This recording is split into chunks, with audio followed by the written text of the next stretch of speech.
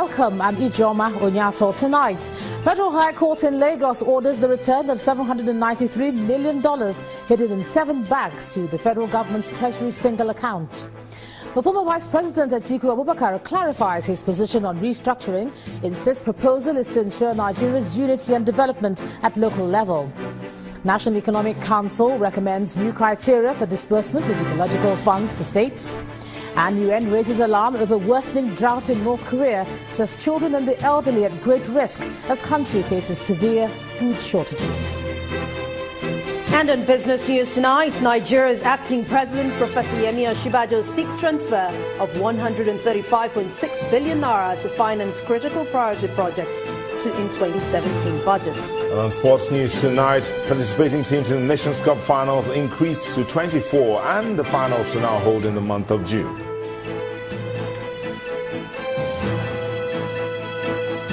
And from Abuja, Senate makes U-turn, confirms the appointment of 8 resident electoral commissioners.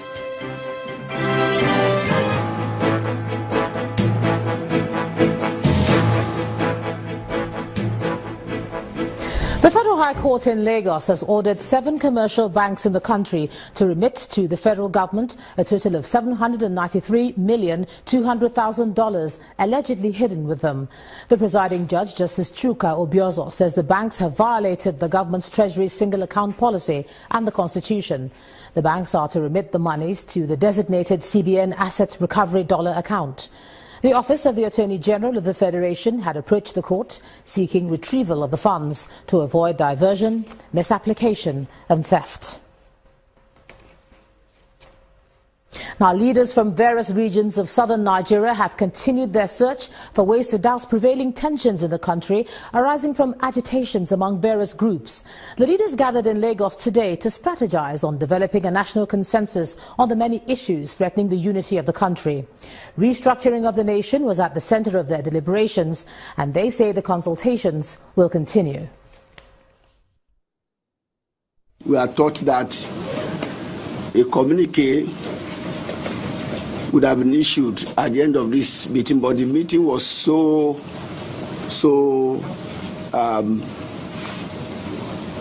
serious that we could not conclude some of the decisions on how to proceed on restructuring, and so consultation is ongoing. So it is just to let you know that effort is on to douse the tension in the country, to ensure that there is stability and there is national cohesion. From the south and the north, leaders have been meeting and consulting to ensure that we keep the nation stable.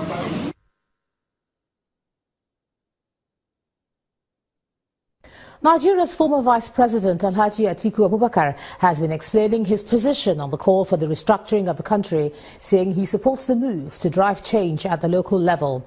Alhaji Atiku, who was speaking at a public lecture at the University of Nigeria, said restructuring is to activate the spirit of productivity rather than sharing.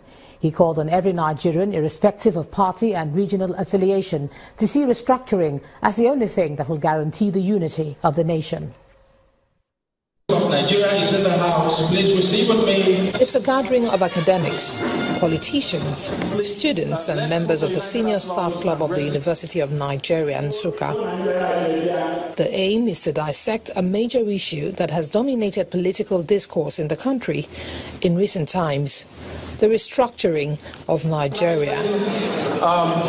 All the distinguished members seated. But before the lecture kicks off, the induction of the former Vice President Atiku Abubakar as the life patron of the Senior Staff Club of the University of Nigeria, Nsukka. And I do hope that we will live up to a high expectation.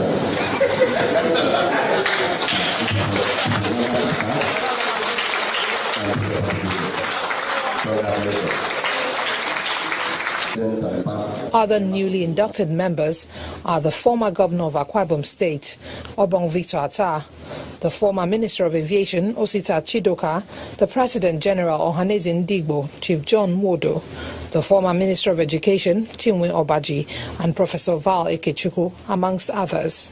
And then comes time for the keynote address by the former Vice President Atiku Abubakar. a lecture organized by the Senior Staff Club of the University of Nigeria. My vision of restructuring will not make some states richer and others poorer. Restructuring is a win-win for all Nigerian states. The restructuring I want to see happen is changing the structure of our country to take power from the elite and give it back to whom it belongs, the people. The chairman of the occasion, the President General of Ohanaeze Ndigbo, John Wodo, also lent his voice on the need to restructure Nigeria. He says restructuring will help create a productive Nigeria. In a restructured Nigeria, in which the people of the area that constitute the federal units have ownership of their resources, Northern Nigeria could become the new Netherlands of the Federal Republic of Nigeria.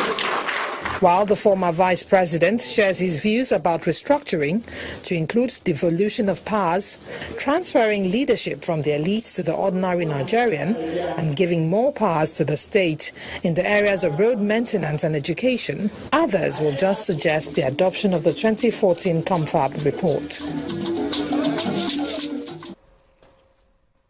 To party politics now, the governors of the All Progressives Congress say they are working hard to keep their house in order and will ensure that the set goals of the party are achieved. After a meeting with the acting president at the presidential villa today, the governors say they are not worried about the antics of the opposition to undermine the unity of the party. The meeting, which lasted for more than an hour, had in attendance governors of Kogi, Kwara, Benue, Ondo, Imo, Zamfara, Plateau, Adamawa, Niger, Kebbi, Kaduna, Ogun and Oyo, and some deputy governors. We came to see the acting president and to talk issues that relate to our party because people seem to have forgotten that the acting president and the president are members of APC. So we've come to discuss issues related to our party and our government and how to move our party forward. Precisely. Well, there's a lot of issues we discuss to move the party forward and how to strengthen the party, how to make sure that our party remains victorious in all elections. Absence of Mr. President or president or acting president, we're just putting our house in order and making sure things are in the right form before we kick off. But PDP is a non-issue, complete non-issue. We don't even care about that.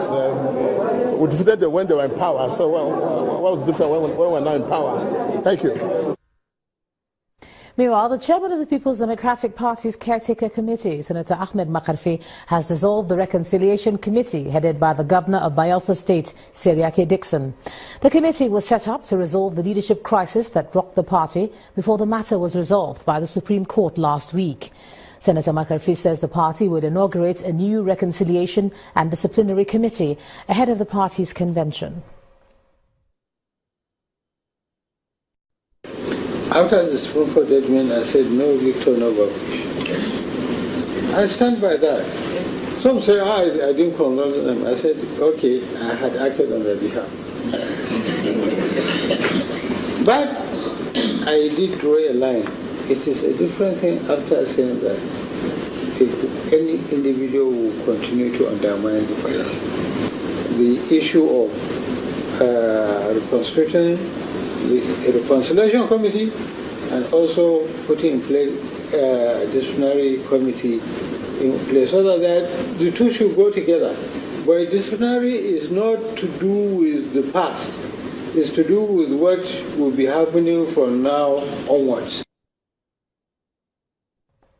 Now, the challenges facing Africa may be enormous, but this is a good time to take responsibility and solve the problems. Well, that's the position of Nigeria's former president, Olusegun Obasanjo, and the co-authors of the book, Making Africa Work. They are all set to embark on a tour across West Africa to promote the work, which they consider to be a handbook for Africa's economic success. Our Johannesburg Bureau Chief Betty Dibia reports. Making Africa Work recognizes Africa's doubling population of mostly young people living in urban cities and connected to the world via mobile devices. And it's a guide to improving Africa's capacity for economic growth and job creation. There's a premium on knowing what not to do. There are lots of development plans in Africa.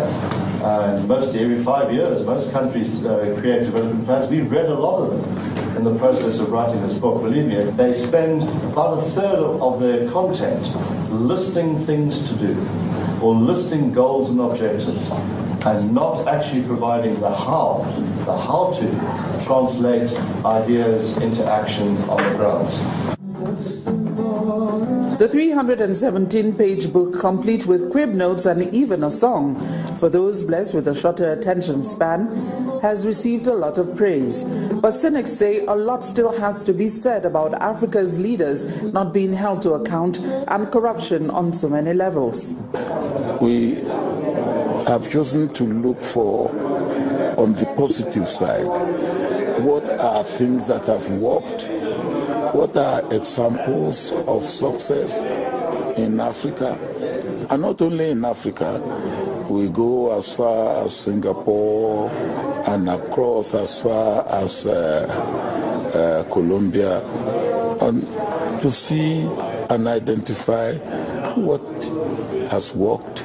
It's a very interesting base for all of us to think about the current situation of Africa and its future. The English and French versions of Making Africa Work and its authors will be touring West Africa. Hopefully, policymakers and implementers will take a leaf or two and bring positive change to a fast-changing continent. From Pretoria, South Africa, Betty Dibia, Channels Television News. A new criteria for the disbursement of the Ecological Fund has been recommended to cut down on discriminatory spending and sanitize the management of the fund. The new guidelines are contained in a final report by the ad hoc committee of the Council on Ecological Fund, headed by the Governor of Kaduna State, Nasir El-Rufai. The Abuja Governor, that's the Abia State Governor, I beg your pardon, Mr. Ukeze Ikbazo, told State House correspondents after the council meeting that the committee has come up with a robust governance structure. In council today also, the Committee on Ecological Fund submitted its final report and recommends a robust governance structure, stringent disbursement criteria as the way forward. The chairman of that committee, Governor El-Rufai, recommended, among other things, that a robust governance structure and stringent disbursement criteria will be required to sanitize the management of the fund going forward. In their recommendations, they prescribed that physical visitation by the ecological office team and the on-the-spot assessment and verification of the ecological disaster was very, very important. They also recommended that technical evaluation of the disaster by experts in disaster management was also key.